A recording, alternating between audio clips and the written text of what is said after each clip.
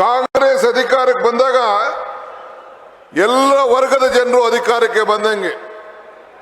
ಇದು ಕಾಂಗ್ರೆಸ್ ಪಕ್ಷದಿಂದ ಮಾತ್ರ ಸಾಧ್ಯ, ಕಾಂಗ್ರೆಸ್ ಸರ್ಕಾರ ಮಾತ್ರ ಸಾಧ್ಯ. ನಿಮಗೆ ನಮ್ಮೆಲ್ಲರಿಗೂ ಕೂಡ ನಂಬಿಕೆ,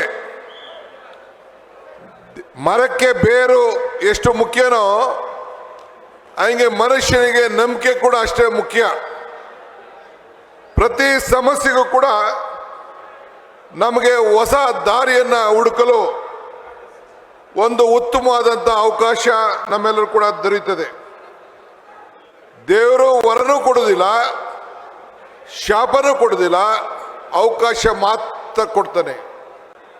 ಆ ಅವಕಾಶವನ್ನು ಯಾವ ರೀತಿ ಉಪಯೋಗಿಸ್ಕೊಳ್ತೀವಿ ಅನ್ನೋದು ಬಹಳ ಇಲ್ಲಿ ಮುಖ್ಯವಾದಂಥ ವಿಚಾರ. ನಮ್ಮ ಬದುಕನ್ನ ನಾವು ಜಾಗೃತರಾಗಿ ನಾವು ಬದಲಾವಣೆಯನ್ನು ಮಾಡಿಕೊಳ್ಬೇಕು. ಯಶಸ್ಸು ಅನ್ನೋದು ಯಾರ ಆಸ್ತಿ ಅಲ್ಲ. ಯಾವ ರಾಜ ಕೂಡ ಯಾವಾಗಲೂ ರಾಜ್ಯನಾಗಿ ಇರಲಿಕ್ಕೆ ಸಾಧ್ಯ ಇಲ್ಲ. ಯಾವ ಶ್ರೀಮಂತ ಕೂಡ ಯಾವ ಶ್ರೀಮಂತನಾಗಿ ಇರಲಿಕ್ಕೆ ಸಾಧ್ಯನೇ ಇಲ್ಲ.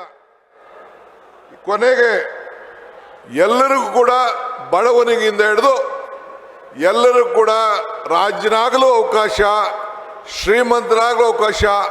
ಇದೇ ಪ್ರಜಾಪ್ರಭುತ್ವದ ಒಂದು ದೊಡ್ಡ ಶಕ್ತಿ. ಬಾಬಾ ಸಾಹೇಬ್ ಅಂಬೇಡ್ಕರ್ ಅವರು ಕೊಟ್ಟಿರುವಂಥ ಗ್ರಂಥ, ಈ ಸಂವಿಧಾನ ಗ್ರಂಥ, ಭಗವದ್ಗೀತೆ ಇರ್ಬೋದು, ರಾಮಾಯಣ ಇರ್ಬೋದು, ಕುರಾನ್ ಇರ್ಬೋದು, ಅದು ಧರ್ಮಗಳ ಗ್ರಂಥ.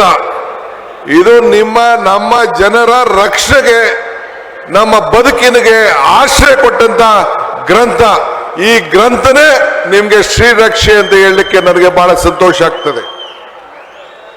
ಇವತ್ತು ನೀವೆಲ್ಲ ಇಲ್ಲಿ ಸೇರಿದ್ದೇವೆ.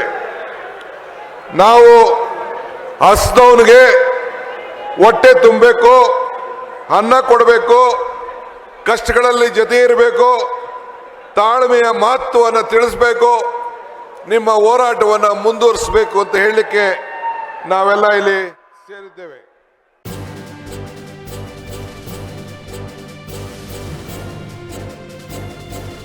ಇದು ಮಾನವೀಯ ಸಂದೇಶದ ಜನವಾಹಿನಿ.